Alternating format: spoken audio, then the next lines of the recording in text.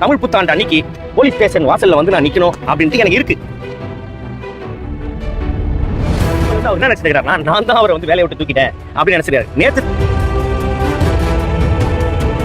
ஒரு கணவன் முன்னாடியே வந்து பாத்தீங்கன்னா அவர் மனைவி மேல போய் இப்படி கையை போட்டு செல்லம், இவ்வளவு நாள் நீ வந்து பாத்தீங்கன்னா வீட்டுக்காரோட இருந்துட்ட, ஒரு நாள் என் கூட இருந்தா இது காமெடியா? நீங்க சொல்லுங்க.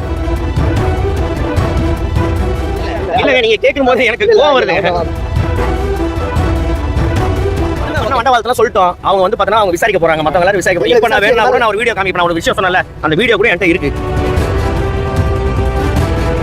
ஆனா என்ன நடந்தது அப்படின்னா, இப்போ வந்து நீங்க உங்க ஃபேமிலியோட இருக்கிறீங்க, வெளியில எங்கேயோ போறீங்க, மனைவியோட இருக்கிறீங்கன்னு வைங்களேன். அந்த சமயத்துல உங்கள் கூட இருக்கிறவங்களை பத்தியோ இல்ல கூட வந்த பெண்கள் பத்தியோ யாராவது வந்து தவறாகவோ இல்ல வந்து ஒரு கேலி கிண்டலாகவோ இல்ல ஆபாசமாகவோ பேசினா நீங்க என்ன பண்ணுவீங்க?